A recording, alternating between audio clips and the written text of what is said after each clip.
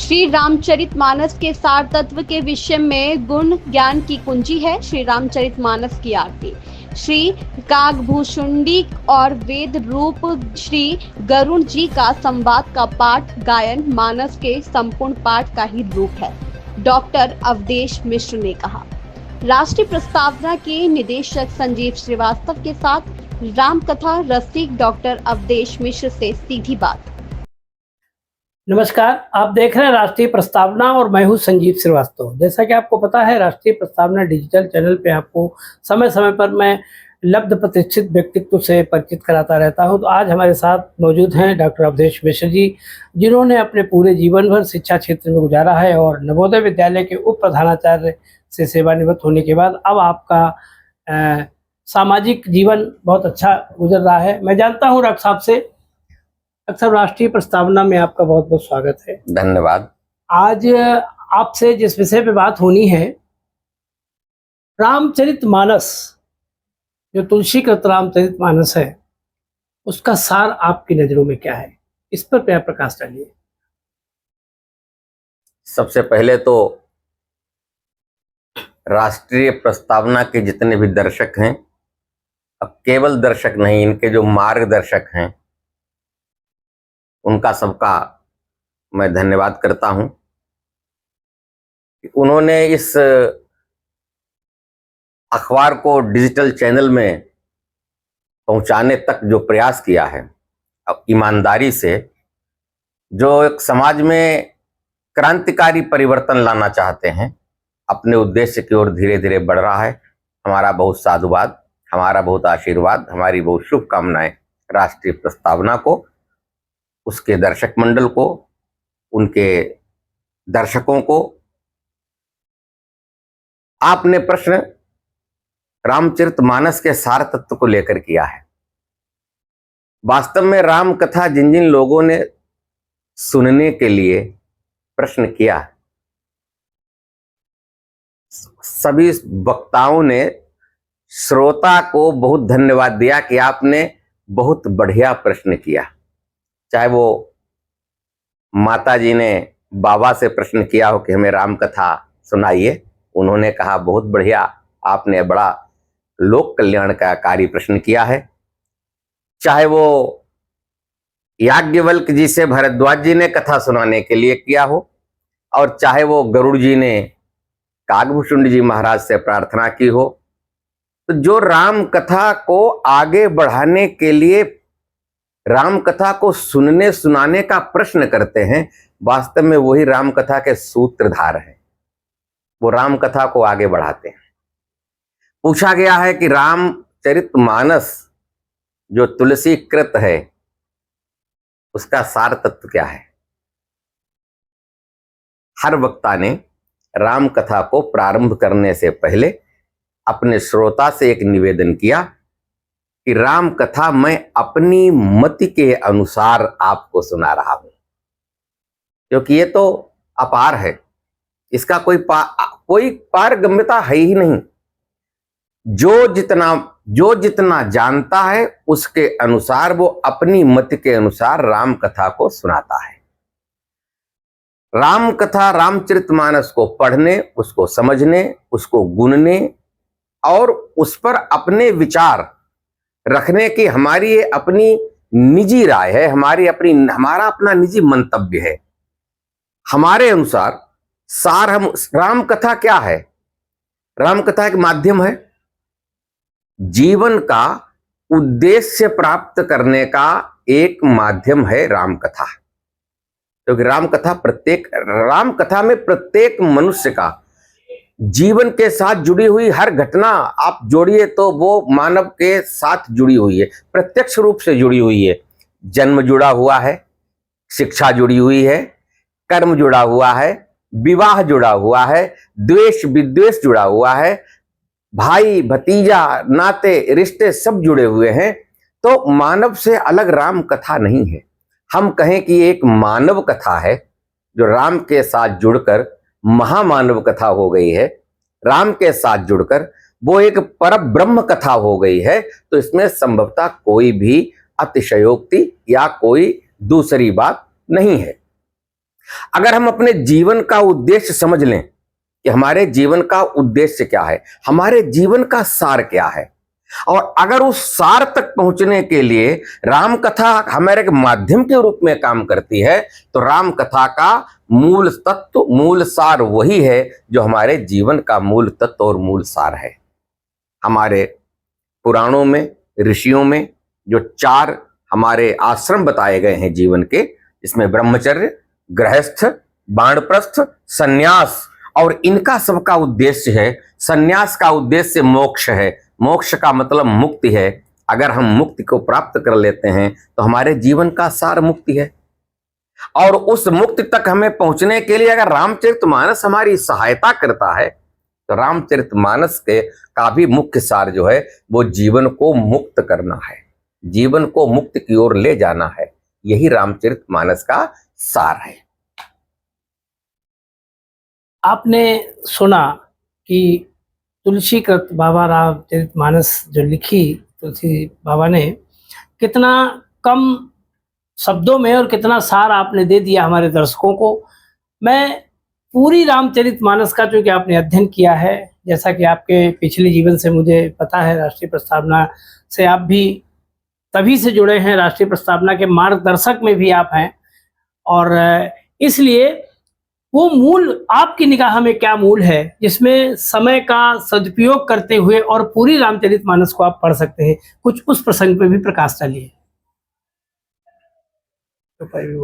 जीवन का जो उद्देश्य मुक्ति है, और ऐसी कल्पना है कि ईश्वर अंश जीव अविनाशी, हमारे अंदर एक आत्मा है, शरीर के अंदर आत्मा है, और वो परमात्मा का अंश है। उस आत्मा का सतत प्रयास है कि अपने परमात्मा से उसका मिलन हो।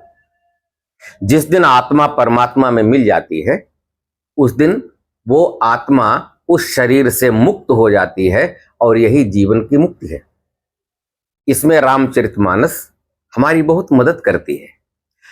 कई बंधनों से ये जीव बंधा हुआ है, एक बंधन नहीं है, तमाम है। हम विकारी लोग हैं, हमारे अंदर जितने भी विकार हैं वही सारे बंधन हैं। हमारी अपनी अपनी व्यवस्थाएं हैं, उन व्यवस्थाओं के बंधनों में हमारी आत्मा बंधी हुई है, वो छटपटाती रहती है, वो हमेशा परमात्मा से मिलने की कोशिश करती है और परमात्मा की तरफ बढ़ने की कोशिश करती है विभिन्न मार्गों से। बड़ा सरल मार्ग बताया गया है रामचरितमानस में। वास्तव में तुलसीदास जी ने उसको रचा है, उसको लिखा है, लेकिन उसके लिखवाने वाले भी कोई और हैं, उसकी रचना करने वाले भी कोई और हैं। रामचरितमानस के बारे में सबसे पहले तो यही कहा जाता है कि भगवान शिव ने इसकी रचना करके अपने मानस में रखा था, इसे रखा था। उसके बाद वहां से चर्चा, इसकी कथा प्रारंभ होती है। रामचरितमानस माता जी ने सुनी, याज्ञवल्क्य जी ने सुनी, काकभूषुंडी जी ने सुनी, और इस तरीके से ये तुलसी बाबा तक पहुंचते पहुंचते अब हम सब लोग भी इस कथा को सुनते हैं। एक बड़ा प्रश्न आपने एक बहुत अच्छा किया कि रामचरितमानस जो कि बड़ा ग्रंथ है और इससे छोटा वो हो भी नहीं सकता था, क्योंकि रामचरितमानस सार का भी सार है, तमाम सारों का एक सार जो संक्षिप्त रूप हो सकता है। रामचरितमानस में देखिए, सबकी प्रस्तावना पहले होती है। कोई भी ग्रंथ, कोई भी पुस्तक लिखी जाती है, उसकी प्रस्तावना, उसका प्रेम्बल, उसका प्रीफेस पहले लिखा जाता है। लेकिन रामचरितमानस में रामचरितमानस की प्रस्तावना रामचरितमानस के अंत में लिखी गई है, रामचरितमानस की आरती के रूप में। रामचरितमानस की चाबी है वो आरती। अगर आरती का एक एक शब्द आप समझें, पढ़ें, गुने, मंथन करें, उस पर चिंतन करें, तो आपको पता चल जाएगा कि रामचरितमानस में है क्या। सभी शास्त्र, सभी ग्रंथ, सभी पुराण, सभी ऋषियों, सभी मुनियों, सभी व्यासों की जो कथा कहते हैं, इसके अलावा भगवान शिव की वाणी उसमें है, भगवान काकभूषुंड की उसमें वाणी है, संतों की वाणी है। इसके अतिरिक्त उसमें लोक मान्यताएं हैं जो किसी की वाणी नहीं है। लोकमान, उसमें सूप शास्त्र का भी वर्णन है कि जो हमारी जो किंवदंतियां चलती हैं, जो हमारी हमारी जो लौकिक चीजें हैं, हमारे जो पारिवारिक चीजें हैं, उन सबको भी रामचरितमानस में स्थान दिया गया है। रामचरितमानस हमारे जीवन से प्रत्यक्ष रूप से जुड़ा हुआ एक बहुत बढ़िया भगवान तक पहुंचने का, आत्मा से परमात्मा के मिलने का, मुक्ति का बहुत बढ़िया साधन है। अब आपने जो प्रश्न किया इसको थोड़े समय में कैसे, तो भाई लिखने वालों ने बहुत बढ़िया किया। युद्ध प्रसंग वही है, रामचंद्र जी भगवान रावण के साथ युद्ध कर रहे हैं लंका कांड में, और वो उन्हें नागपाश से बांध लेते हैं। उसको छुड़ाने के लिए गरुड़ जी को बुलाना पड़ता है। गरुड़ जी ने रामचंद्र जी को अपने चोंचों से, अपनी कला से उस बंधन से मुक्त किया, और उसके बाद वो चले गए। फिर युद्ध हुआ, रावण पराजित हुआ, रावण का वध हुआ, धर्म की स्थापना हुई। लेकिन ये बात कहीं गरुड़ जी के मन में रह गई कि ये परब्रह्म है, लेकिन नागपाश में बंध गए और उनको तो मैंने छुड़ाया, हमारे तो स्वामी है। अब बड़ा संदेह है कि स्वामी है कि नहीं है, कि ये नर है कि ये नारायण है, और उन्हें वो मोह हो गया, उन्हें वो भ्रम पैदा हो गया। उस भ्रम को दूर करने के लिए अपना प्रश्न लेकर वो ब्रह्मा नारद जी के पास पहुंचे। धीरे धीरे नारद जी ने ब्रह्मा जी के पास पहुंचाया, ब्रह्मा जी ने भगवान शिव के पास पहुंचाया, और भगवान शिव ने उन्हें सही स्थान पर काकभूषुंड जी के पास पहुंचा दिया। और काकभूषुंड जी ने पूरी रामचरितमानस उनको 5 दोहों में सुनाई।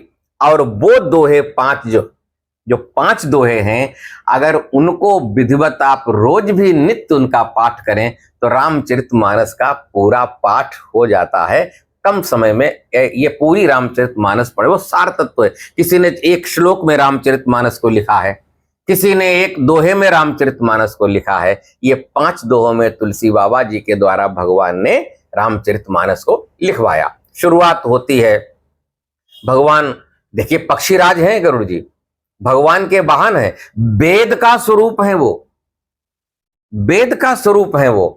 लेकिन उन्हें जब भ्रम हुआ तो काकभूषुंड जी के पास आए। जैसे ही, अब देखिए राजधर्म भी है, लोक धर्म भी है। जिस तरीके से काकभूषुंड जी के आश्रम में गरुड़ जी का प्रवेश होता है और जो उनका स्वागत सत्कार किया गया है वहां, क्योंकि काकभूषुंड पक्षी हैं, उनके राजा हैं गरुड़ जी, तो एक राजा के तरीके से उनका मान सम्मान स्वागत किया गया। उनका हाथ पैर धुला करके बढ़िया तरीके से उनको जलपान करवाया गया।